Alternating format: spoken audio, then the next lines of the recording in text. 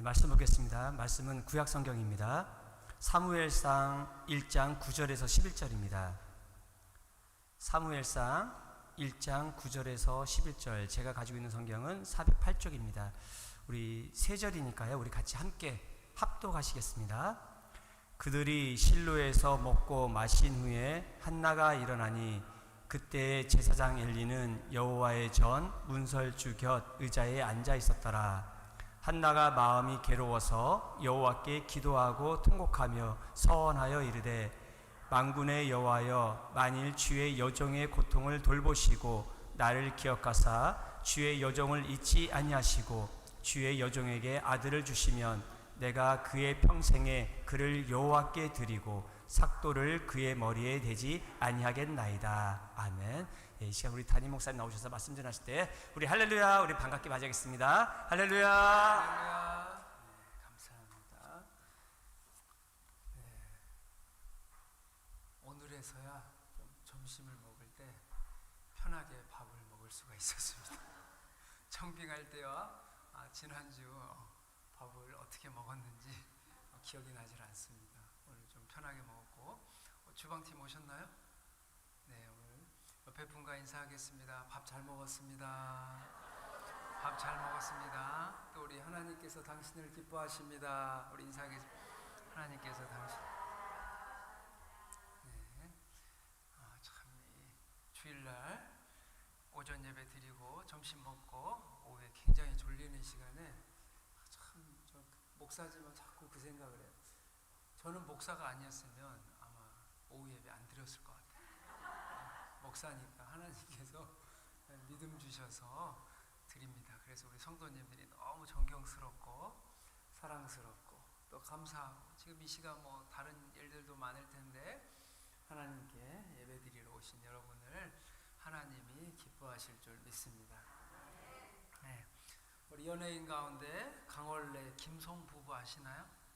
강원래 씨, 우리 클론의 유명한 가수였는데 오토바이 교통사고로 인해 하반신 불구로 인해 몸에 장애가 생겼습니다.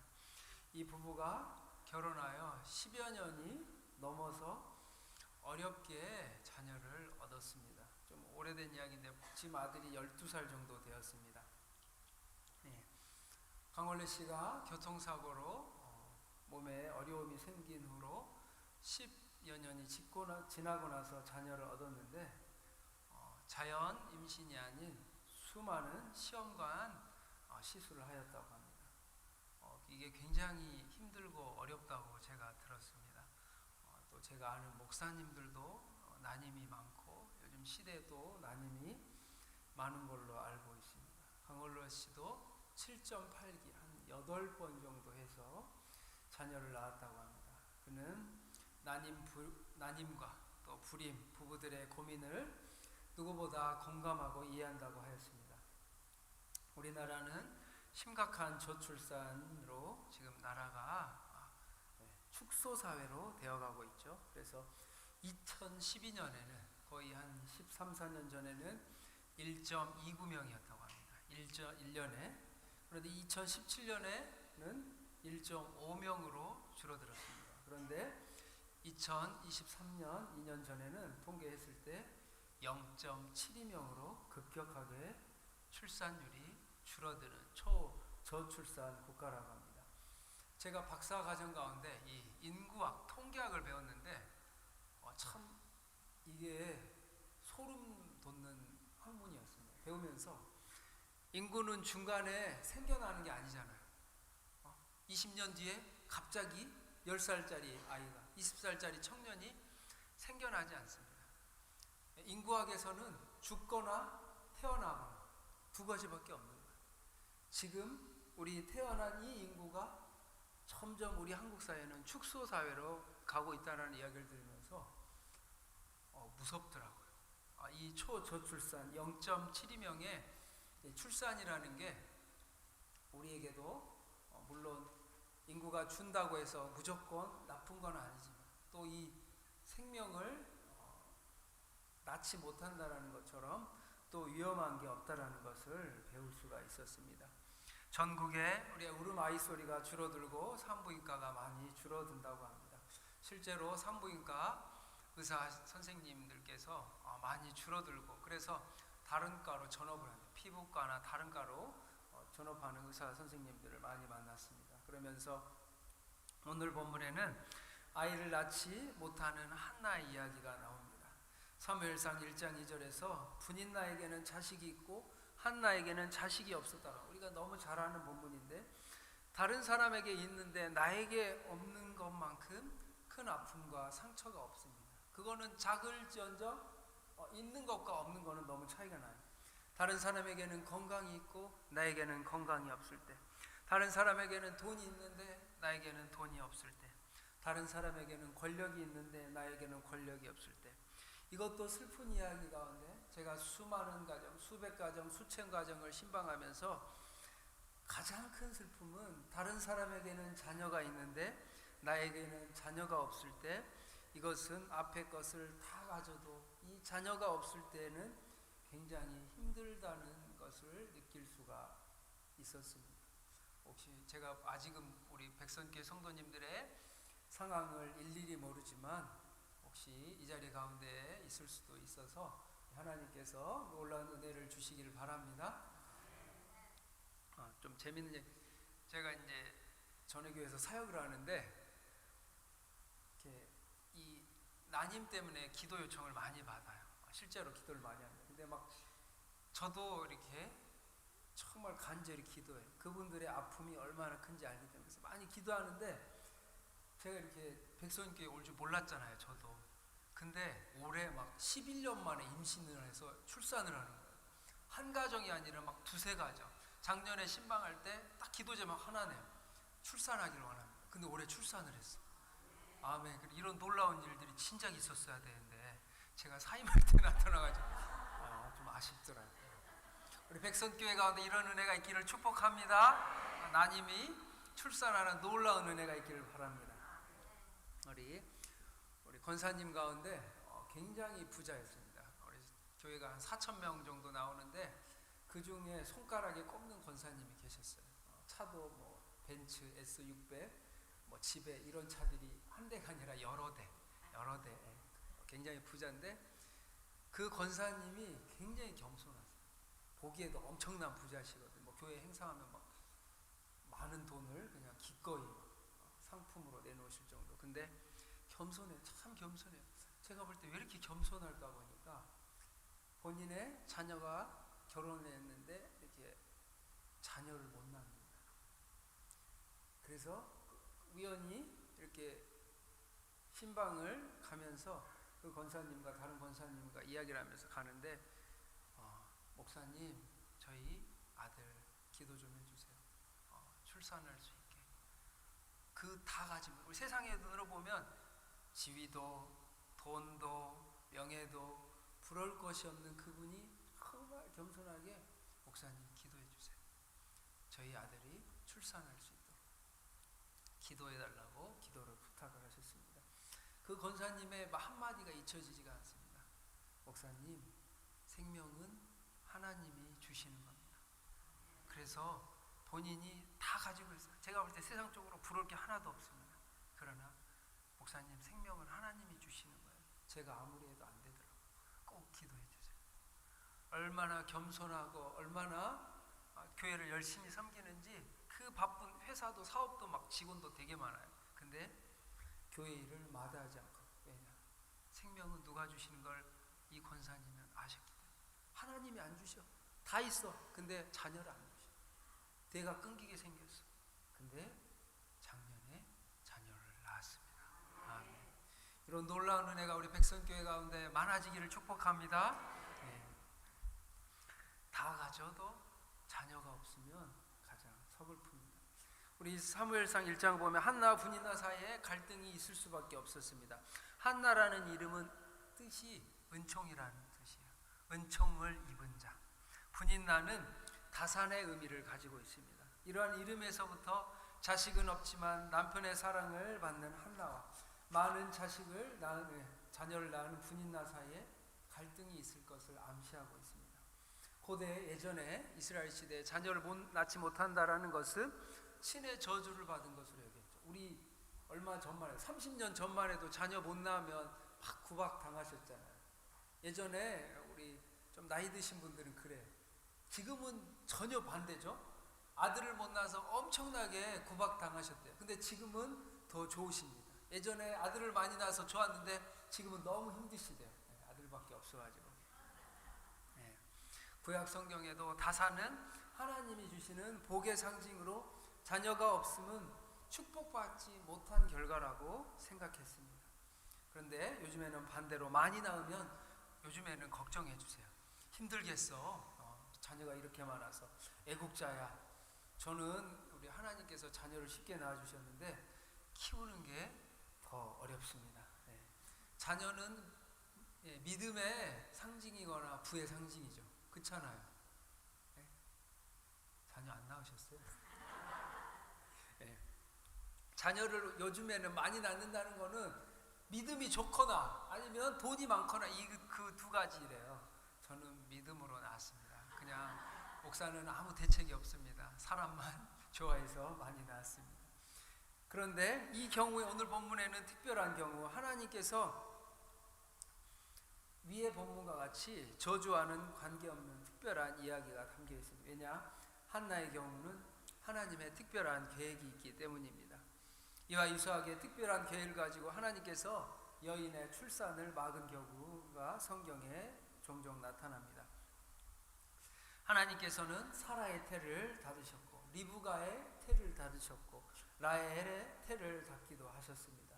이들은 모두 구속사의 가정 가운데 하나님의 역사 가운데 아브라함, 이삭, 야곱의 아내들로서 고통스러운 난임의 시기를 지난 뒤에 하나님의 은혜로 이삭, 야곱, 요셉의 귀한 아들들을 낳습니다.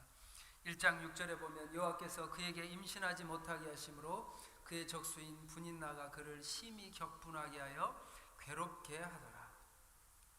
6절에서 표현하기를 차라타, 고통, 환난이라는 의미를 가지고 있습니다. 임신하지 못했는데 하녀인 분인나가 적수라고 표현해요. 적수가 그를 심히 격분하게 하여 그를 괴롭혔다고 합니다. 한나에게 고통을 가져다주는 적수라는 단어를 가졌습니다. 성경은 분인나를 남편인 엘가나가 한나에게 좋은 분깃을 준다는 이유로 아이를 못 낳는다는 이유로 한나를 멸시한 분인나의 악하고 교만한 성품을 알 수 있습니다. 분인나는 자신에게 자녀들을 허락하신 하나님께 감사하지 아니하고 오히려 그 축복을 이용하여 상대방에 위축되고 다친 한나를 괴롭게 하고 고통을 주는 대적자의 역할을 나타내고 있습니다. 우리의 삶 가운데에도 이런 라이벌이 있을 수 있습니다. 회사의 라이벌이 있을 수 있고 사업체의 라이벌이 있을 수 있고 가정 가운데 이런 라이벌이 있을 수 있습니다. 교회 가운데 라이벌이 있을 수 있습니다. 그런데 그런 분들을 주의 사랑으로 사랑하시길 바랍니다. 아주 예전에 아주 오래된 이야기이자 실화이죠. 30년 전에 오래전에 염색이 유행했죠. 요즘에는 오히려 또 많이 안 하는 것 같아요. 한 교회에 기둥 같은 두 권사님이 계셨습니다. 이상하게 사이가 어려워졌어요. A 권사님과 B 권사님은 교회에서 가장 열심히 섬겼는데 라이벌 관계였습니다. 그런데 A 권사님 아들이 유학을 오래전에 갔다가 한국에 들어와서 교회를 나올 때 노랑머리를 하고 염색하여 교회가 난리가 났다고 합니다. 그래서 B 권사님이 A 권사님에게 자녀 교육 잘 시키라고 지금 뭐 하냐고 교회가 확 시끄럽게 삿대질을 하였다고 합니다. 그런데 2주 뒤에 B 권사님의 아들이 유학 갔다가 들어오는데 교회가 순간 멈출 정도로 엄청난 놀라운 일이 생겼다고 합니다. B 권사님의 아들이 무슨 색으로 하고 왔을까요? 빨강색으로 염색하고 들어와서 교회가 아주 웃음바다가 되었다고 합니다. 그 후로 AB 권사님은 절대 자녀에 대해서 이야기를 하지 않았다고 합니다. 이처럼 교회에서 라이벌 관계를 청산하시고 화목하게 지내시기를 바랍니다. 분인나의 괴롭힘에 대해 한나는 자신을 심히 격동한 것에 대해서 그저 눈물을 흘리고 먹지 않으며 하나님께 간절히 기도하고 있습니다. 보통 사람이라면 싸우고 무시하고 난리를 피웠을 것을 한나는 참고 기도하고 그 아픔을, 그 고통을 하나님께 이야기합니다. 여기서 심히 격분하게 하여 괴롭게 하더라라는 말은 카스인데 격발하다, 격노하다, 진노케 하다라는 의미가 있습니다. 주로 이것은 이 단어를 언제 쓰냐 하면 하나님이 이 이스라엘 백성의 죄 때문에 하나님의 마음이 괴로울 때 쓰는 마음이에요. 어찌 보면 한나와 분인나의 이야기를 통해, 이거는 인간적인 이야기가 아니라 하나님이 지금 우상 숭배로 인해 얼마나 고통당하고 있는가를 성경은 나타내고 있습니다. 하나님의 마음을 나타내고 있는데요. 이스라엘의 너희들의 우상 숭배로 인해 내가 얼마나 고통당하고 있는지 하나님의 그 분노를 나타나고 있습니다. 한나와 엘리 제사장 시대가 어떤 시대입니까? 우리 사사기 21장 25절 잘 알죠? 그때 이스라엘에 왕이 없으므로 사람이 각기 자기의 소견대로 옳은 대로 행하였더라. 하나님을 사랑하지 않고 자기 마음대로 행하던 시기였습니다. 사사시대는 영적으로 가장 타락하고 혼탁하고 신학의 기초가 무너져가는 세대 속에서 다시 신앙의 믿음의 기초를 낳을 아들을 하나님께서 간절히 낳기를 원하시는 것입니다. 이 본문은 분인나 한나의 자녀 없음에 적수의 라이벌의 문제를 말합니다. 하나님은 한나가 그토록 아들을 낳고 싶어 하셨죠. 근데 하나님도 자녀를 낳고 싶어요. 그 아들이 뭐냐? 믿음의 아이를 낳고 싶어요. 지금 사사기 21장에 사람이 각기 자기의 소견대로 옳은 대로 행하며 하나님을 떠나며 우상 숭배하여 하나님의 마음을 격동케 하여서 분인나가 한나의 마음을 콕콕 찌르며 괴롭게 했던 것처럼 이스라엘의 우상 숭배가 하나님의 마음을 너무나도 아프게 한다는 것을 표현하는 성경의 본문입니다.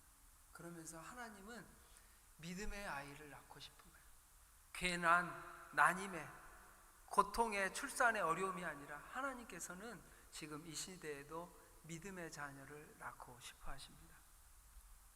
히브리어 성경을 보면 이 문단의 비교의 대조를 통해 한나의 이야기를 통해 믿음의 자녀를 낳기 원하는 하나님의 마음을 나타내고 있습니다.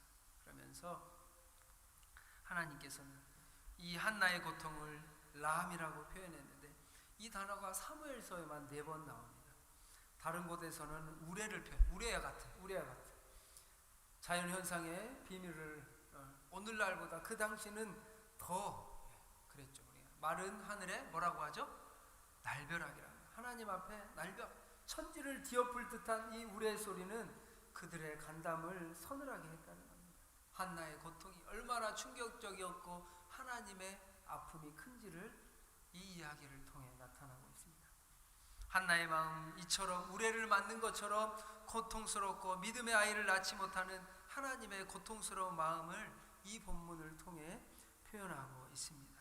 우리가 사는 시대도 마찬가지죠. 너희는 이 세대를 본받지 말고 오직 마음을 새롭게 함으로 변화를 받아 하나님의 선하시고 기뻐하시고 온전하신 뜻이 무엇인지 분별하도록 하라. 물질 만능주의 시대, 개인주의 시대, 쾌락의 시대, 오늘날 우리 자녀들의 신앙이 굉장히 무너져가고 있습니다. 제가 전회교회에서도 우리 사춘기 자녀들과 많은 부모님들과 상담을 했습니다. 우리 초등학교까지는 괜찮은데 우리 특별히 남학생들이 중학생부터 부모님의 말을 듣질 않아요. 왜냐? 게임과 또 많은 수많은 스마트폰 중독, 또 가족 간의 불화, 소통의 단절. 중학교, 고등학교 가는 자녀들, 대학교 가면 부모의 말을 듣지 않습니다. 이 자녀들을 상담하면서 저도 많이 느껴요. 요즘에 학교를 중퇴하는 아이도 굉장히 많습니다. 학교를 안 나가고 왕따를 당하는 친구들도 많고 이게 많다는 거예요. 제가 그걸 느끼면서 그분들에게 이 이야기를 했습니다. 자녀의 신앙만큼은 지금도 마찬가지입니다. 우리 많은 성도님들이 이 자녀의 신앙의 문제로 고민이 많아요. 그런데 이 문제의 핵심은 이겁니다. 절대 제가 좀 오해가 없이 듣기를 바랍니다.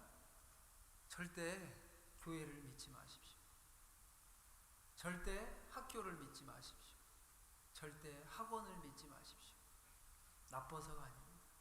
지금 시대는 자녀 교육만큼은 부모가 전적으로 책임을 지고 자녀들을 신앙의 교육을 시켜, 그 무엇보다 중요한 이야기입니다. 저도 목회자이지만 저희 자녀들이 훗날에 물론 하나님 앞에 기도하고 간절히 하기 때문에 하나님께서 키워주시고 믿음으로 인도해 주시지만 수많은 방황과 갈등과 어려움이 있을 수 있다는 것을 너무나도 잘 알고 있습니다. 그렇기 때문에 그냥 맡기면 안 돼.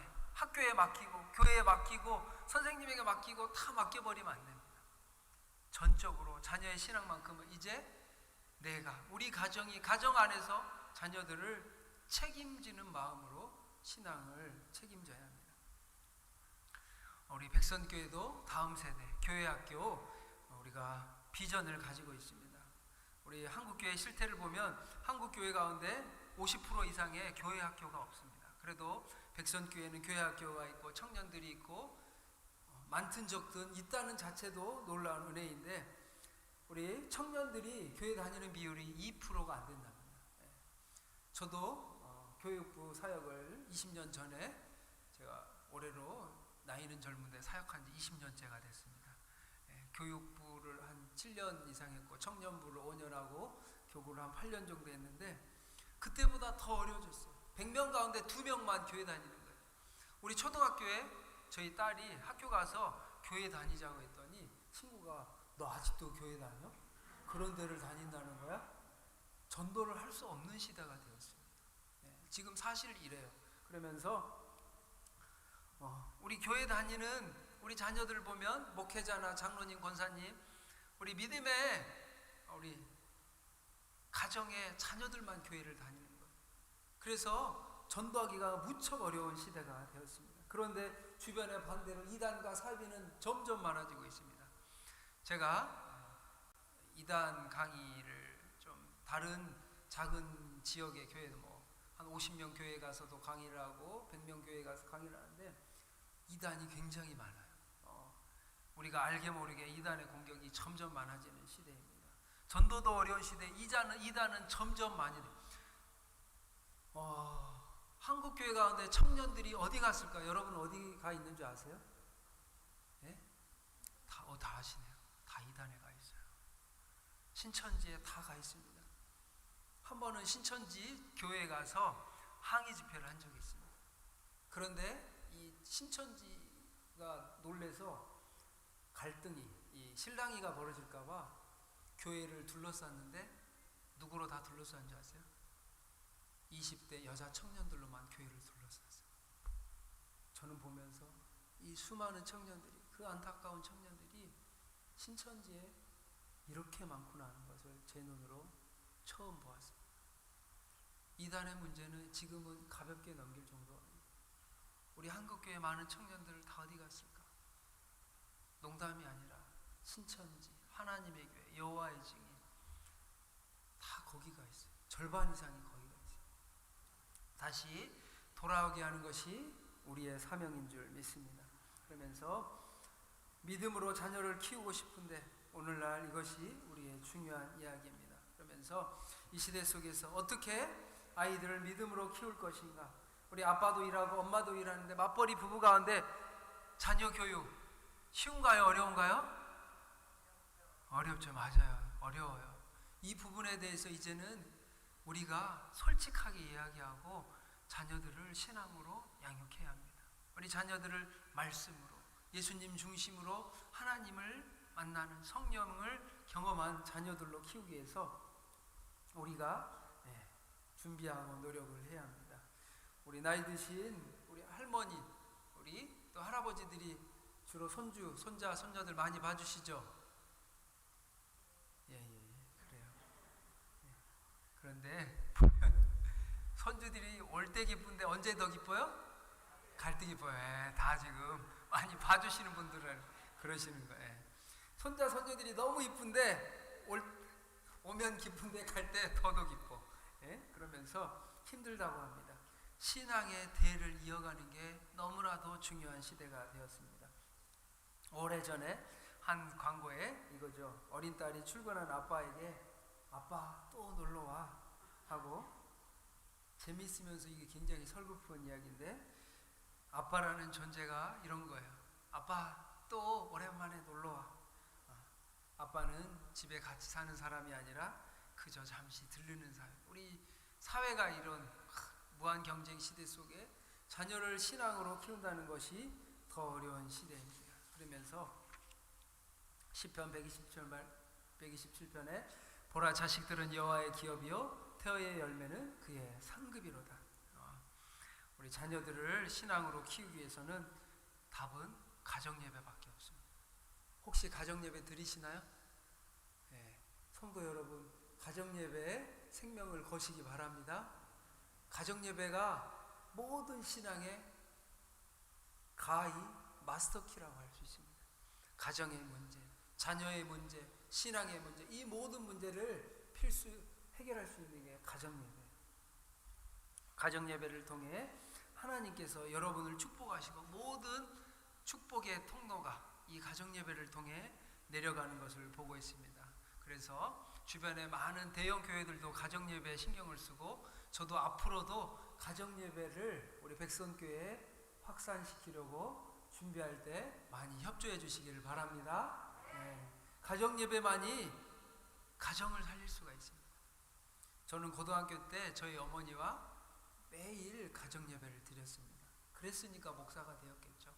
그런데 여러분이 가장 사단의 공격을 몸소 느낄 수 있는 게 가정예배입니다. 사단은 알고 있어요. 가정예배를 방해해야 된다는 것을. 가정예배가 성공하면 여러분의 모든 신앙의 문제가 해결됩니다. 이것은 거짓말이 아니에요. 목사지만 가정예배를 여러분 안에서 드린다면 자녀의 문제, 부부의 문제, 부모님과의 문제, 형제 자매의 문제, 친척의 문제가 다 해결되는 것을 저는 보았습니다. 제가 고등학교 다닐 때 어머니와 매일 예배를 드렸습니다. 저희 어머니가 성령 충만하실 때, 지금도 충만하신데 고 1, 2, 3년 하루에 막 2시간씩 예배를 드렸어요. 매일. 막 싸우고 다투고, 제가 그때는 신앙이 없었기 때문에 막 어머니와 아주 심하게 싸울 때도 있었습니다. 그런데 어머니가 그렇게 울면서 2시간, 3시간 예배를 드리는 거예요. 엄청난 갈등과 반항이 제 가정에도 있었습니다. 그런데 그 어머니의 눈물에 1년, 2년 이걸 드리면서 하나님께 그 어머니를 통해 부모의 사랑을 제가 느낄 수 있었어요.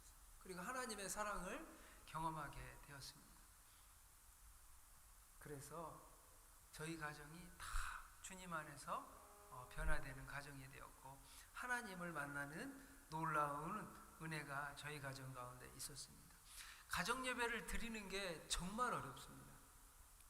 저희 가정도 가정 예배를 드리는데 자녀들이 안 들어요. 가정 예배를 드리려고 하면 반드시 싸웁니다. 부부 간에도 싸우고 자녀들 간에 싸우고, 사단의 공격이 그토록 심한 게 가정 예배입니다. 그러나 가정 예배를 반드시 드려야 합니다. 그렇지 않고서는 여러분의 신앙이 자녀들에게 전수가 되질 않아요. 본 적이 없어요. 제가 설교시 말했죠. 사랑도 받은 대로, 본 대로, 경험한 대로 전하는데 부모님이 어떻게 예배를 드렸는지 자녀들이 본 기억이 없어요. 하나님을 어떻게 섬기고 하나님을 어떻게 찬양하고, 우리 부모님이 어려운 시간에 하나님께 어떻게 은혜를 받았는지, 그 모습을 가정 예배를 통해서 여러분의 그 신앙이 전수됩니다. 이것을 기억하시기 바랍니다. 그리고 저희 어머니는 너 공부 안 해도 되니까, 제가 고3 때는 기숙사에 있었어요.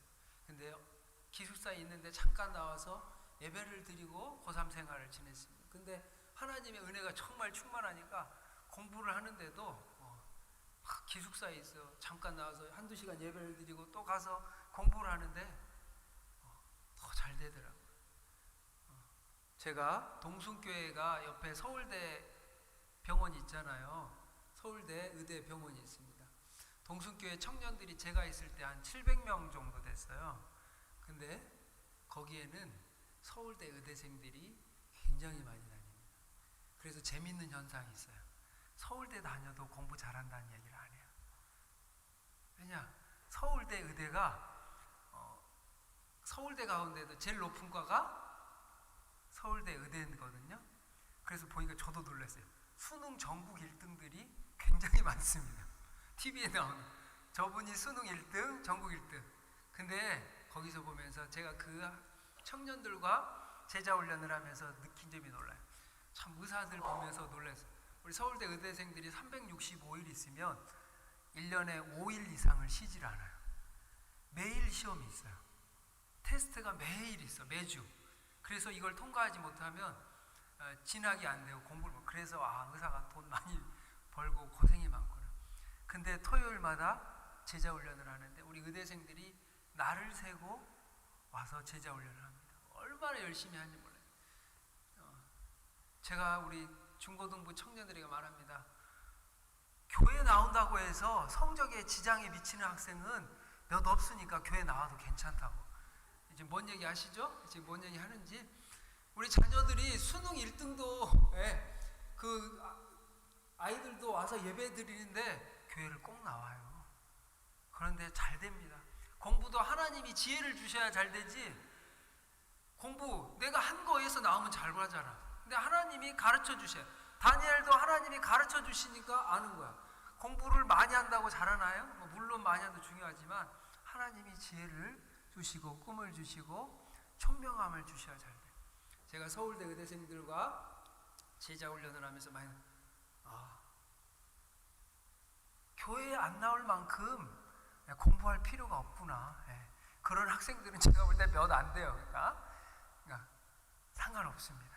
신앙으로 자라는 아이들이 더 하나님께서 지혜를 주시고 아이들이 자라나는 것을 보았습니다. 이처럼 여러분 가정 예배를 시작하십시오. 우리 자녀들이 잘 되기 원하십니까? 내 손자 손녀들이 잘 되기 원하세요? 대답이 별로 잘 되는 걸 원치 않는 것 같아요. 잘 되기 원하세요? 네. 잘 되기 원하세요? 가정 예배를 드리시기 바랍니다. 가정 예배를 드려요. 여러분의 신앙이 가정 예배를 통해 전수됩니다. 교회에 다니니까 이야기 많이 들어요. 중학생, 고등학생까지는 잘 다니는데 대학교 가니까 교회를 안 다녀. 이런 학생이 청년들이 50%가 넘어요. 왜냐? 부모님과 함께 신앙의 훈련과 신앙생활을 해본 적이 없기 때문입니다. 그렇기 때문에 앞으로 우리 자녀들과 신앙을 통해 하나님의 사랑과 은혜를 가정에서도 누리시는 여러분 되시기를 바랍니다. 아멘. 기도하겠습니다. 사랑과 은혜가 많으신 하나님 아버지 감사합니다. 우리들에게 사랑하는 자녀를 주시고 가정 가운데 사랑과 은혜가 넘치게 하시니 감사합니다. 우리 백선교회 수많은 교회 학교와 다음 세대 자녀들이 하나님을 만나고 하나님의 사랑을 경험하게 하여 주시옵소서. 우리 백선교회 가운데 가정 예배가 시작되게 하시고 각 가정에서 예배하며 찬양하는 놀라운 은혜가 있게 하여 주시옵소서. 하나님만을 찬양하고 하나님만을 높이는 백선교회 되게 하시고 다음 세대 귀한 일꾼들 다니엘, 요셉과 같이 바울과 같은 하나님의 자녀들이 많이 나타나게 하여 주시옵소서. 하나님 믿음의 자녀를 낳기 원하는 하나님의 마음을 우리가 알게 하여 주시고 하나님께서 믿음의 자녀를 얼마나 원하시는지를 우리가 깨닫고 기도함으로 다음 세대를 교회 학교를 중고등부 자녀들을 또 청년들을 교회 학교 자녀들과 다음 세대를 위해 기도하며 준비하며 노력하며 새로운 생명과 믿음의 자녀들을 낳는 백선교회 되게 하여 주시옵소서. 아멘. 감사드리며 예수님의 이름으로 기도합니다. 아멘. 네. 광고 말씀드리겠습니다. 우리 앞뒤에 계신 분들, 우리 좌우에 계신 분들 같이 한번 인사 나눌게요. 믿음의 자녀를 낳읍시다. 같이 한번 인사 나누겠습니다. 믿음의 자녀를 낳읍시다. 예. 우리 한 번 더 인사 나누겠습니다. 가정 예배를 기대합시다. 같이 한번 인사해요. 가정 예배를 기대합시다. 네, 아멘. 네. 목사님께서 지난주 가운데 이사를 잘 마치셨고요. 아무쪼록 그 새로운 환경과 빨리 우리 교회 공동체에 적응하실 수 있도록 오늘에서 이렇게 점심 식사를 좀 편안하게 하셨을 정도로 많이 좀 분주한 가운데 계셨습니다. 제가 지난주에 이 자리에서 제가 예배 인도를 좀 마지막이라고 말씀드렸는데 오늘 쓰게 된 것도 마찬가지입니다. 목사님께서 아직 예배에 대해서 적응이 좀 안 되셨다고 해가지고 금주까지 부탁을 하셔가지고 이 자리에 서게 됐는데 아무튼 우리 목사님과 가족 구성원들 모두 새로운 환경과 우리 교회의 시스템에 적응하실 수 있도록 기도 부탁드리겠습니다. 그리고 우리 새벽 예배와 우리 금요 기도회 우리 온라인으로 또 실시간 송출되고 있고요. 또 지난주에 우리 목사님께서 직접 인도한 금요 기도회 좀 서운하긴 서운했습니다. 우리 장로님들이 인도할 때보다 너무나도 은혜스러웠다고 그 당시 참석하신 분들이 말씀하시는데 예, 그렇습니다. 그만큼 느끼시는 게 있으신가 그러겠죠? 예, 금요 기도회 때 우리 많은 그 말씀과 또 뜨겁게 기도하고 있으니까요. 많은 참여 부탁드리겠습니다. 그리고 오늘 또 이렇게 가정과 또 우리 다음 세대를 위해서 말씀 가운데 강조를 하셨는데 우리 교육부서 여름 사역 일정이 나와 있습니다. 유치부, 아동부, 중고등부, 청년부 정말 중요한 시기인 것 같습니다. 우리 대개 우리 자녀들 또 우리 주변에 있는 자녀들 함께 이 시기에 보내줌으로 인해 가지고 우리 친구들이 정말로 인격적으로 주님을 만날 수 있도록 기도해 주시고요. 또 물심양면으로 또 후원해 주시면 감사하겠습니다. 저희 교회 지금 질병으로 인해서 많이 이렇게 기도를 요구하고 계신 분들이 많이 있거든요.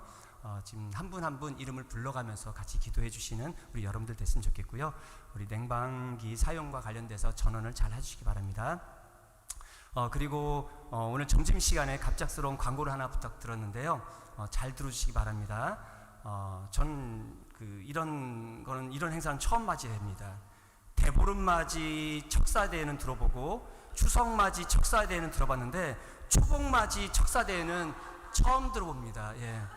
다음 주에 초복맞이 척사대회를 오후 찬양 예배 후에 안수집사회에서 주관으로 드려진다고 합니다. 척사대회를 마치고 온 교인이 삼계탕 파티를 한다고 하십니다. 예, 안수집사에서 준비하신다고 말씀을 좀 들었는데 과연 이게 가능할런지 예, 일단은 선포하셨으니까 네, 이선사님 뭐라 예, 대보름맞이가 아닙니다. 척사맞이가 아닙니다. 초복맞이 예, 척사대회입니다. 그래서 우리 이 자리에 우리 구역장님들 계시는데요. 좀 안내 좀 많이 해주시고요. 우리 간만에 우리 전교인 대상으로 해서 하는 교제 시간이지 않습니까? 안수집사에서 먼저 이렇게 모범적으로 우리 전교인 교제 시간을 좀 갖고자 하길 원해서 명분을 삼으신 것 같아요. 한마디로. 그러니까 교제는 삼고 하고 싶은데 명분이 없으니까 초복맞이 예, 이렇게 명분을 삼으신 것 같습니다. 아무쪼록 우리 같이 기도해 주시고 우리 주변에 많이 홍보해 주시고요. 다음 주에 우리 또 이렇게 즐거운 교제 시간과 함께 또 이렇게 삼계탕으로 예, 같이 귀한 시간을 나눴으면 좋겠습니다. 이 시간 이후에 우리 그 교육부 서장님들과 또 부교육자님들 우리 목사님과 함께 아마 여름 행사 때문에 말씀이 좀 있으실 것 같습니다. 우리 다른 광고 없으시면요 일어나셔서 우리 결단 찬양하시겠습니다.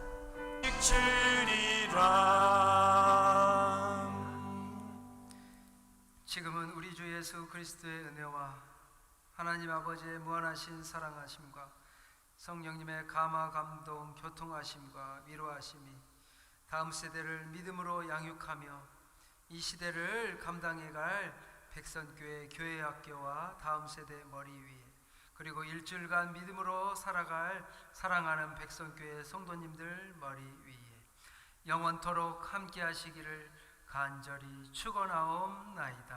아멘.